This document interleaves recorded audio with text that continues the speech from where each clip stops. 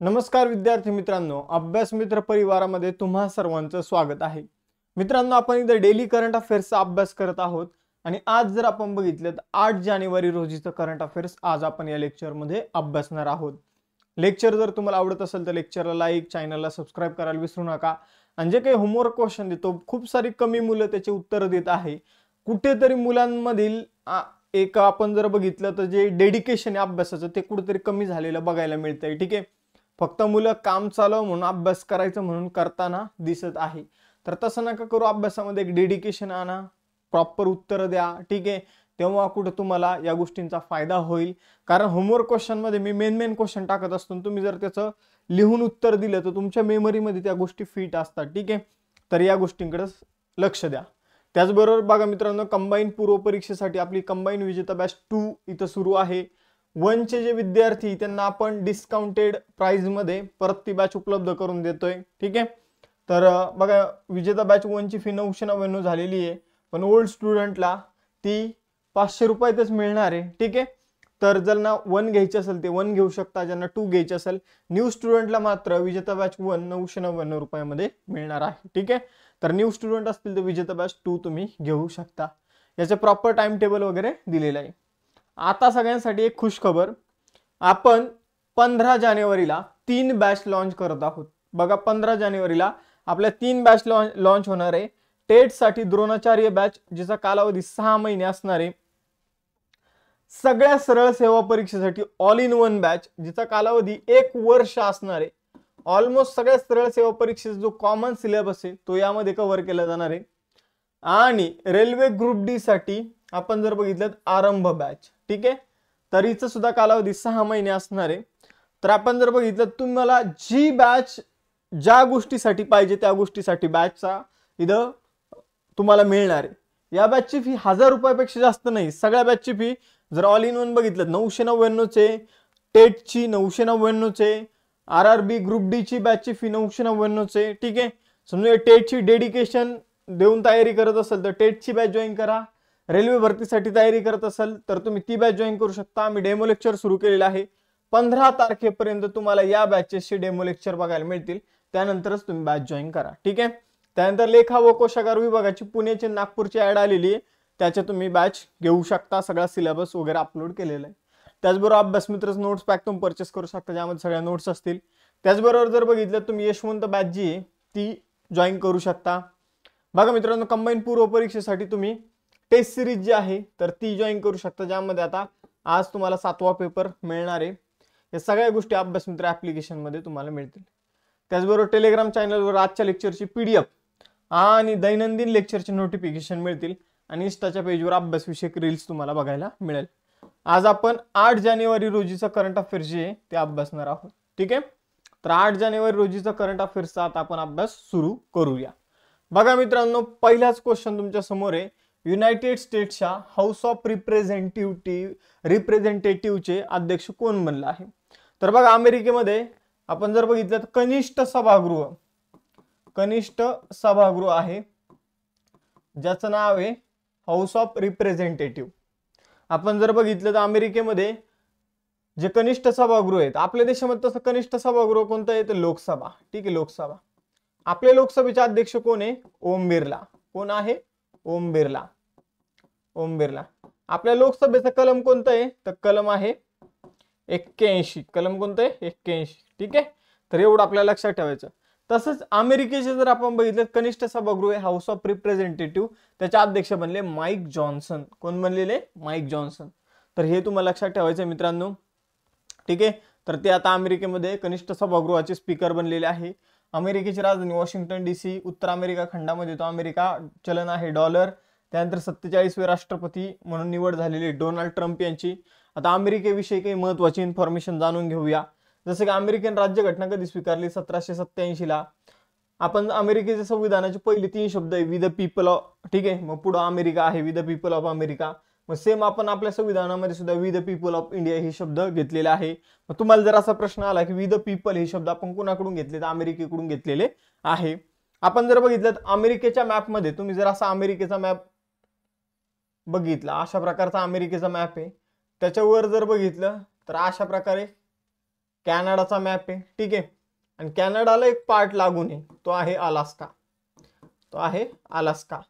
हा अलास्का जर बघितला, हा एक काळी रशियाचा पार्ट होता, इकडं रशिया आहे, ठीक आहे, असा अटॅच आहे. जर तुम्हाला मॅपमध्ये रशिया इकडं बघायला मिळत असेल तर रशिया नाही, रशिया खूप मोठा आहे, त्यामुळे मॅपमध्ये तुम्हाला तो गोल जरी तुम्ही पृथ्वी फिरवली तर तुम्हाला इकडे रशिया अलास्का पाशी बघायला मिळेल, ठीक आहे, रशियाची एक साईड. आपण जर बघितलं तर हा जो अलास्का आहे एकेकाळी रशियाचा पार्ट होता, रशियाने त्याला काय केलं होतं, अमेरिकेला विकलं होतं. तर हा एक मुद्दा लक्षात ठेवा. अमेरिकेचा राष्ट्रीय खेळ आहे बेसबॉल. अमेरिकेचा शोध कोलंबसने लावला होता. खऱ्या अर्थाने तो भारतात शोध लावायला निघला होता, पण त्याला अमेरिकेचा शोध लागला होता. अमेरिकेच्या पहिल्या महिला उपराष्ट्रपती बनलेल्या आहे कमला हॅरिस, ज्या भारतीय वंशाच्या आहे. अमेरिकेच्या ध्वजामध्ये 50 स्टार्स आहे. आपण जर बघितलं तर अमेरिकेच्या संसदेचं नाव काय आहे, तर काँग्रेस आहे, एवढं तुम्हाला लक्षात ठेवायचंय. त्यानंतर राज्यघटना बनवणारा आणि स्वीकारणारा पहिला देश अमेरिका आहे. आणि आपण अमेरिकेकडून काय काय घेतलेले आहे, तर मूलभूत हक्क घेतलेले. आपण जर बघितलं तर न्यायव्यवस्था घेतलेली आहे, ठीक आहे, न्यायव्यवस्थेच्या तरतुदी घेतलेल्या आहे. आपण जर बघितलं तर न्यायिक पुनर्विलोकन, ठीक आहे, ही तरतूद आपण कोणाकडे घेतलेली आहे, तर अमेरिकेकडून. उपराष्ट्रपती पद न्यायव्यवस्थेला बाजूला ठेवा, कारण न्यायव्यवस्था आपण पूर्णपणे अमेरिकेकडून घेतलेली नाही, ठीक आहे. ज्या ज्या गोष्टी सांगतो ते लक्षात ठेवा. उपराष्ट्रपती हे पद आपण अमेरिकेकडून घेतलं. राष्ट्रपतीला काढून टाकण्याची प्रोसिजर महाभियोग ही आपण कोणाकडून घेतलेली, अमेरिकेकडून घेतलेली आहे, ठीक आहे.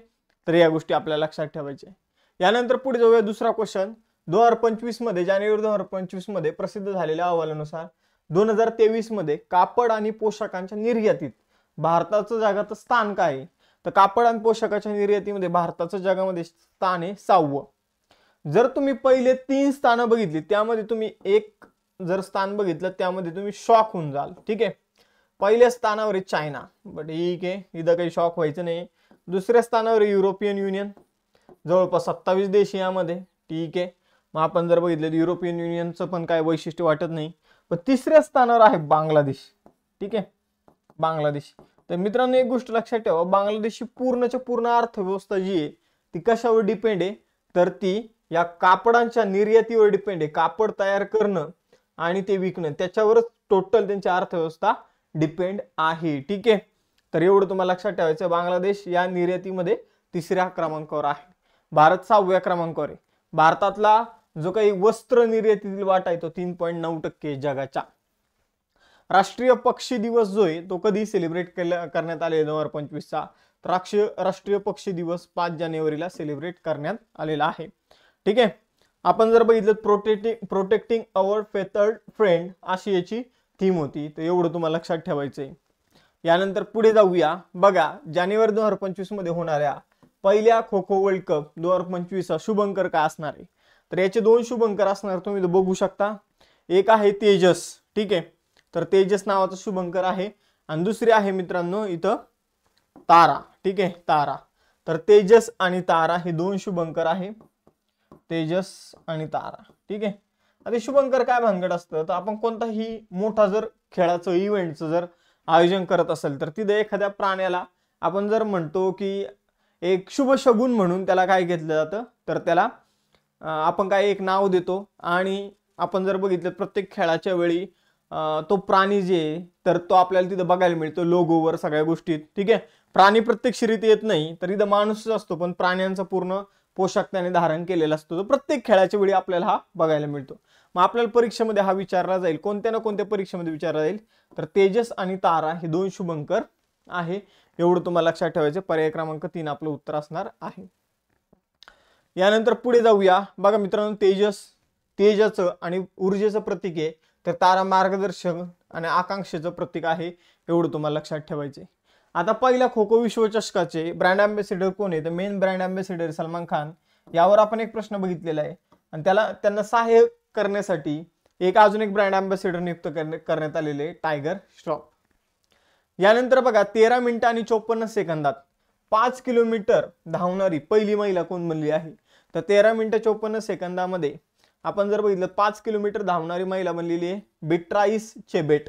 हिने स्वतःचाच विक्रम मोडलेला आहे. तर लक्षात ठेवा, बिट्राईस चेबेट केनियाचे आहे, तर तिने 5 किलोमीटर अंतर जे आहे ते फक्त आणि फक्त 13 मिनिटं 54 सेकंदामध्ये कंप्लीट केलेलं आहे. 6वा क्वेश्चन तुमच्या समोर आहे. जानेवारी 2025 मध्ये हँडबॉल इंटरनॅशनल चॅम्पियनशिप ट्रॉफी पुरुष, युवा आणि ज्युनियर कुठे आयोजित करण्यात आली? तर बघा मित्रांनो, 29वी जी काही हँडबॉल चॅम्पियनशिप आहे, ठीक आहे, तर ती कुठे आयोजित करण्यात आली? ज्युनियर हँडबॉल चॅम्पियनशिप, ठीक आहे. आपण जर बघितलं पुरुष ज्युनियर, ठीक आहे, मेन्स ज्युनियर जी हँडबॉल चॅम्पियनशिप आहे तर तिचं आयोजन लखनौ उत्तर प्रदेशमध्ये झालेलं आहे. तर हँडबॉल इंटरनॅशनल चॅम्पियनशिप पुरुष ज्युनियर किंवा पुरुष युवा कुठे आयोजित करण्यात आली? लखनौ उत्तर प्रदेशमध्ये आयोजित करण्यात आलेली आहे. 3 ते 7 जानेवारी दरम्यान याचं आयोजन करण्यात आलेलं आहे. कंप्लीट झालेलं आयोजन. या स्पर्धेमध्ये जर बघितलं तर बांगलादेश, कझाकिस्तान, उझबेकिस्तान आणि भारत 4 देशांनी सहभाग घेतला होता. लखनौमध्ये इथे केडी सिंग बाबू स्टेडियमवर ही आयोजित करण्यात आली होती हँडबॉल चॅम्पियनशिप. आपण जर बघितलं तर आगामी क्रीडा स्पर्धा जाणून घेऊया. कोणत्या स्पर्धा कुठे होणार आहे किंवा कुठे झालेले आहे? तर 38व्या राष्ट्रीय खेळ उत्तराखंडमध्ये झालेले आहे. 20वे आशियाई खेळ जपानमध्ये झालेले आहे. उन्हाळी ऑलिम्पिक आणि पॅरालिम्पिक फ्रान्समध्ये झालेली आहे. उन्हाळी ऑलिम्पिक 2028 ला अमेरिकेमध्ये होणार आहे, ठीक आहे. 2024 आपण स्पर्धा बघितल्या, 2028 ची बघितली. फिफा विश्वचषक 2026 मध्ये कॅनडा, मेक्सिको, US मध्ये होणार आहे. ICC महिला T20 विश्वचषक 2026 चा इंग्लंडमध्ये होणार आहे. ICC महिला अंडर-19 T20 विश्वचषक झिम्बाब्वे, न्यूझीलंड मध्ये होणार आहे. जागतिक बॉक्सिंग चॅम्पियनशिप 2025 मध्ये जपानमध्ये होणार आहे. पुरुषांचा FIH हॉकी विश्वचषक 2026 चा बेल्जियम आणि नेदरलँड मध्ये होणार आहे. आणि ICC पुरुष T20 विश्वचषक 2028 चा पुरुषांचा जर आपण बघितलं तर ऑस्ट्रेलिया आणि न्यूझीलंड मध्ये होणार आहे. 7वा क्वेश्चन आहे. केंद्रीय रेल्वे मंत्रालयाने जम्मू काश्मीर मध्ये आपला 69वा रेल्वे विभाग कोणत्या झोन मध्ये स्थापन केलेला आहे? तर तुमचा आजचा होमवर्क क्वेश्चन आहे मित्रांनो, ठीक आहे. होमवर्क क्वेश्चन बघा, सगळ्यांनी उत्तर द्यायचंय की आपल्याकडे रेल्वेचे किती झोन आहे हे तुम्हाला सांगायचंय. आणि हे जे रेल्वेचे झोन असतात या अंतर्गत काय असतात? सगळ्यात वर काय असतो? झोन असतो. आणि त्याच्या अंतर्गत काय असतात? विभाग असतात, ठीक आहे. विभाग असतात, ते झोनचे छोटे छोटे विभाग असतात. मग आपल्याकडे जर बघितलं तर डॅश इतके झोन आहे ते तुम्हाला सांगायचे. मी एक क्लू देतो, 20च्या आतच झोन येते, ठीक आहे. 20च्या आत आणि 15 पेक्षा जास्त झोन आहे, ठीक आहे. मग हे तुम्हाला उत्तर द्यायचंय त्याचं काय आहे, ठीक आहे. आता मी तुम्हाला क्लू दिलेला आहे. मग आता या झोनच्या अंतर्गत विभाग आहे. आजपर्यंत 68 विभाग होते, पण आजपासून लक्षात ठेवा 69 विभाग जे ते बनलेले आहे. मग 69वा विभाग कोणत्या झोन अंतर्गत तयार करण्यात आलेला आहे? तो उत्तर रेल्वे झोन अंतर्गत तयार करण्यात आलेला आहे. मग आपण जर बघितलं तर हा 69वा विभाग जो आहे तर तो कुठं? तर जम्मू मध्ये ओपन करण्यात आलेला आहे किंवा जम्मू मध्ये स्थापन करण्यात आलेला आहे. यानंतर पुढे जाऊया. भारतीय हवामान विभागाच्या मते 1901 नंतर कोणते वर्ष देशातील सर्वात उष्ण वर्ष ठरलं आहे? तर 1901 नंतर जगातील सगळ्यात उष्ण वर्ष देशातील सगळ्यात उष्ण वर्ष ठरलेले 2024. म्हणजे 1901 मध्ये जेवढी उष्णता होती त्यापेक्षा जास्त उष्णता जी आहे ती 2024 मध्ये राहिलेली आहे. हा सगळा कशाचा परिणाम आहे? तो ग्लोबल वॉर्मिंगचा परिणाम आहे. आपण जर बघितलं 2024 मध्ये ॲव्हरेज टेम्परेचर पूर्ण वर्षभराचं 25 डिग्री सेल्सिअस आपल्याला बघायला मिळालेलं आहे. तर भारतासाठी हे सगळ्यात उष्ण वर्ष होतं. त्यानंतर बघा एक दिवस तुम्हाला सांगायचा आहे, लक्षात ठेवायचा आहे. वर्ल्ड वॉर ऑर्फन डे, म्हणजे वर्ल्ड वॉर मध्ये जे कोणते मुलं अनाथ बनले त्यांचा दिवस, ठीक आहे. जागतिक युद्ध अनाथ दिवस. आता हे मराठीत वाचलं थोडंसं वेगळं वाटतं लक्षात ठेवायला, पण तुम्ही असं लक्षात ठेवू शकता वर्ल्ड वॉर ऑर्फन डे, ठीक आहे. तर आपण जर बघितलं हा दिवस 6 जानेवारी रोजी सेलिब्रेट केला जातो, ठीक आहे. तर एवढं लक्षात ठेवा, जे युद्धाच्या काळात अनाथ झाले तर त्यांना मदत करण्यासाठी हा दिवस सुरू करण्यात आलेला आहे. त्यानंतर नो युअर आर्मी फेअर 2025 कोणत्या राज्यातील गोलकोंडा किल्ल्यावर आयोजित करण्यात आला? तर आपल्या आर्मीला अधिक जाणून घेण्यासाठी बघा मित्रांनो, तर एक कार्यक्रम आयोजित करण्यात येतो नो युअर आर्मी फेअर. तर हा तेलंगणामध्ये आयोजित करण्यात आला. तेलंगणामध्ये गोलकोंडा नावाचा किल्ला आहे, तुम्ही ऐकलं असेल. छत्रपती शिवाजी महाराजांच्या इतिहासामध्ये आपण बऱ्याच वेळा या किल्ल्याचं वर्णन वगैरे ऐकलं असेल किंवा त्यांच्या छत्रपती शिवाजी महाराजांच्या अगोदरचा जो काही इतिहास आहे, ठीक आहे, तर त्यामध्ये निश्चित तुम्ही उल्लेख ऐकला असेल. तर या किल्ल्यावर हा कार्यक्रम जो आहे तो आयोजित करण्यात आला होता. तेलंगणाचे राज्यपाल जिष्णुदेव वर्मा हे सुद्धा उपस्थित होते आणि त्यांनीच उद्घाटन केलं होतं. तर भारतीय सैन्याचं सामर्थ्य, शौर्य आणि तांत्रिक प्रगतीचे या ठिकाणी प्रदर्शन केलं गेलं आहे. आता तेलंगणाबाबत जाणून घेऊया. बघा, तेलंगणाची निर्मिती आंध्र प्रदेशमधून 2014 साली करण्यात आली होती. तेलंगणाची राजधानी आहे हैदराबाद. तेलंगणाचे मुख्यमंत्री रेवंत रेड्डी. राज्यपाल जिष्णुदेव सहाय. ठीक आहे. त्यानंतर लोकसभेच्या 17 जागा, राज्यसभेच्या 7 जागा, विधानसभेची 119 जागा आपल्याला बघायला मिळतात. 2 जून 2014 निर्मिती झाली तेव्हा ते 29वे राज्य होतं. पण आज आपल्या भारतामध्ये 28 राज्य आहे, कारण जम्मू काश्मीरला केंद्रशासित प्रदेश आपण बनवलेला आहे. लडाखला सुद्धा केंद्रशासित प्रदेश बनवलेलं आहे. तेलंगणा एकीकडे आंध्र प्रदेशचा पार्ट होता. त्यानंतर हैदराबाद कोणत्या नदीच्या काठावर आहे तर मुसी नदीच्या काठावर वसलेले आहे. तेलंगणा हैदराबाद एकत्र कधी झाले होते? 1956 ला एकत्र झाले होते. तेलंगणाच्या सीमा किती राज्याशी जोडलेले आहे? तर आंध्र प्रदेश, छत्तीसगड, महाराष्ट्र आणि कर्नाटक. त्यानंतर आता तुम्हाला हे कमेंट बॉक्समध्ये सांगायचं की महाराष्ट्रातील कोणकोणत्या जिल्ह्याची सीमा तेलंगणाला लागून आहे. त्यानंतर प्राणहिता नदी जी आहे आपण जर बघितलं तर ही नदी तेलंगणामध्ये जाते. ठीक आहे, आपल्या महाराष्ट्रामधून. तर ही गोदावरी नदीची उपनदी आहे. आणि आपण जर बघितलं तर तेलंगणामध्ये खूप सारे उत्सव सेलिब्रेट केले जातात, जसं की बोनालू, बकुथम्मा, समक्का सरक्का. समक्का सरक्का हा एक आदिवासी महोत्सव आहे. आणि या समक्का सरक्का या महोत्सवाच्या नावाने एक आदिवासी विद्यापीठाची सुद्धा स्थापना जी आहे, तर भारतातील पहिलं आदिवासी विद्यापीठ जे आहे तर ते तेलंगणामध्ये स्थापन करण्यात आलेले समक्का सरक्का या नावाने. यानंतर पुढे जाऊया. देशांतर्गत मार्गांवर इन फ्लाइट वायफाय इंटरनेट सेवा देणारी पहिली एअरलाईन कोणती बनली आहे? पहिली विमान कंपनी कोणती बनलेली आहे? तर एअर इंडिया. आता आपण जर बघितलं देशांतर्गत म्हणजे देशाच्या आतमध्ये ज्या काही फ्लाईट त्यांच्या उडणार आहे तर त्यामध्ये काय दिली जाणार आहे? वायफाय इंटरनेट सेवा जी आहे तर ती दिली जाणार आहे. म्हणजे जेव्हा आपण विमानाने प्रवास करतो आपल्याला इंटरनेटचा वापर करता येत नाही. ठीक आहे, आपल्या मोबाईलचा वापर करता येत नाही. आपल्या मोबाईलला फ्लाईट मोडवर टाकावं लागतं. मग आता आपल्याला जर इंटरनेट वापरायचं असेल तर वायफाय आता एअर इंडिया मार्फत पुरवलं जाणार आहे. ठीक आहे, हे वायफाय उपग्रहांच्या माध्यमातून आपल्याला उपलब्ध करून दिले जाणार आहे. एअर इंडियाची स्थापना 1932 मध्ये टाटा ग्रुपने केली होती. नंतर सरकारने स्वतःकडे घेतलं. नंतर परत टाटा ग्रुपने स्वतःकडे आता एअर इंडियाला घेतलेलं आहे. तर JRD टाटाने स्थापना केली, नवी दिल्ली येथे मुख्यालय आहे. त्यानंतर जर बघितलं 12वा क्वेश्चन, मोस्ट इम्पॉर्टंट क्वेश्चन, लक्ष द्या. 1 जानेवारी 2025 रोजी पंतप्रधान नरेंद्र मोदी यांच्या अध्यक्षतेखाली केंद्रीय मंत्रिमंडळाने संशोधन लेख जर्नल्स मध्ये देशव्यापी प्रवेश देण्यासाठी कोणती योजना सुरू केली? प्रश्न वाचला तर जास्त काही कळणारच नाही, तुम्हाला सांगतो. इथं लक्षात घ्या, हा जो प्रश्न आहे वन सबस्क्रिप्शन वन नेशन योजनेसाठी. ठीक आहे, वन नेशन वन सबस्क्रिप्शन असाही तुम्ही उल्लेख करू शकता. ठीक आहे, हा इथं आहे बघा दुसरा option, one nation one subscription. तर वन नेशन वन सबस्क्रिप्शन नेमकं काय आहे? तर बघा मित्रांनो, वन नेशन वन सबस्क्रिप्शन, आता बघा समजून घ्या की एखाद्या शास्त्रज्ञाने एखाद्या गोष्टीचा शोध लावला, तर विदेशामध्ये जर बघितलं तर त्या गोष्टी जर्नल्स मध्ये प्रकाशित होतात. जर्नल्स म्हणजे मासिक असतात थोडक्यात, पण इंटरनॅशनल लेवलच्या मासिक असतात. ठीक आहे, पण आपल्याकडे जर बघितलं तर आपल्या देशामध्ये जे काही सरकारचे जे काही कामं आहे तर ते आपण जर बघितलं तर मेनली भुकेची समस्या दूर करणं, लोकांना शिक्षण देणं. ठीक आहे, आपण जर बघितलं संशोधन आणि त्यासाठी आपल्या शाळा कॉलेजमध्ये कधी आपल्याला इतका वाव मिळाला नाही किंवा त्यासाठी सपोर्ट मिळाला नाही. पण सरकार आता काय करतंय तर हे आंतरराष्ट्रीय जे काही संशोधन होणार आहे दरवर्षी, तर ते आपल्यापर्यंत पोहोचवण्याचं काम सरकार करणार आहे. ते जनरल्स आपल्यापर्यंत पोहोचवण्याचं काम करणार आहे. यासाठी सरकार 7,000 कोटी रुपये खर्च करणार आहे. आणि 2027 पर्यंत आपल्याला ही सरकार हे जनरल जे आहे ते देणार आहे. 7,000 नाही 6,000 कोटी. ठीक आहे, 2027 पर्यंत आपल्याला ही जनरल सरकार उपलब्ध करून देणार आहे. त्यासाठी one nation one subscription scheme जी आहे ती सरकारने आणलेली आहे. तर लक्षात ठेवा बघा, 6,000 कोटी 3 वर्षासाठी 2025, 26 आणि 27 या 3 वर्षासाठी 6,000 कोटी रुपयांची तरतूद जी आहे ती सरकार करत आहे. 1,80,00,000 अधिक विद्यार्थ्यांना या योजनेचा फायदा होणार आहे. शोध निबंध विनामूल्य त्यांना वाचता वगैरे येणार आहे.